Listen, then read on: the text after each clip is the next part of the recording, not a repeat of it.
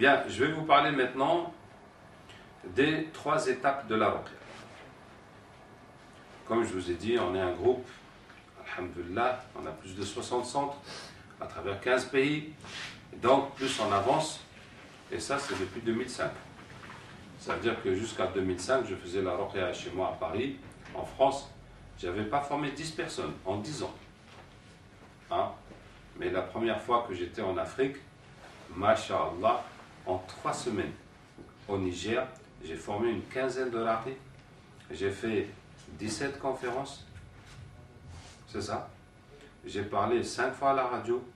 Et j'ai fait un stage de psychothérapie. Et j'ai rencontré les responsables associatifs, etc. etc. Masha'Allah. Ah, je me suis dit, moi je voudrais faire toute ma vie comme ça.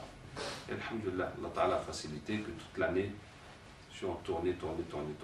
Même si je pouvais me multiplier pour aller dans plusieurs pays à la fois. Ah, mashallah, qu'Allah Ta'ala nous aide. Mais voilà, Internet est là pour multiplier. Comme ça, on peut se faire voir par des millions de gens. Enfin, en tout cas des milliers. Donc, alors, ce groupe se structure de plus en plus. Et donc, les 3 étapes de la ruqya, c'est quoi? C'est que quand on arrive quelque part, on va faire 3 étapes. La première étape, c'est installer un centre viable. Installer un centre de ruqya viable. Ça, c'est la première étape. Ce qui nécessite, de former un maximum de gens. Alors, en gros, il faut qu'on forme 15 personnes pour que 2 ou 3 restent à faire le centre.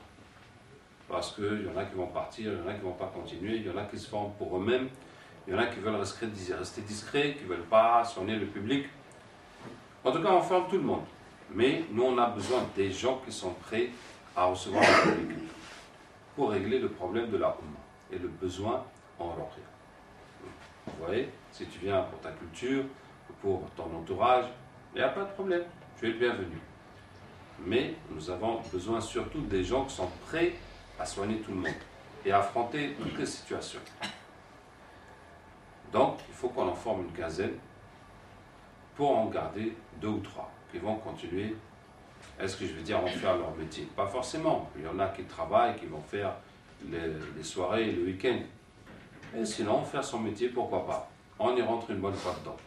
Mais en général, les gens qui viennent pour la formation, ils ne viennent pas avec l'idée d'en faire leur métier. Ils viennent avec l'idée d'aider les gens.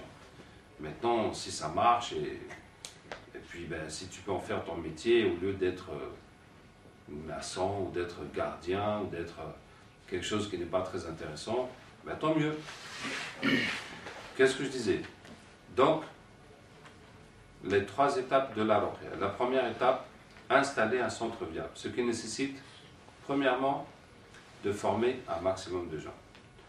Deuxièmement, de soigner un maximum de gens. Pourquoi? Pour créer un mouvement. Pour créer un mouvement de gens qui sont guéris, qui sont contents, et qui vont appeler d'autres personnes et appeler d'autres personnes, donc pour lancer le mouvement. Sachant que très souvent les gens veulent me voir moi personnellement, donc si je ne suis plus là, il y a beaucoup moins d'effervescence autour des gens que j'ai formés. Et donc si en ma présence il n'y a pas assez de monde, donc après c'est mort, sauf si Allah Ta'ala veut, mais c'est la logique de la chose. Donc on essaie de créer un mouvement aussi large que possible, de soigner un maximum de gens. Troisièmement, dans cette première étape d'installer la ruqya, on va faire une campagne médiatique aussi large que possible.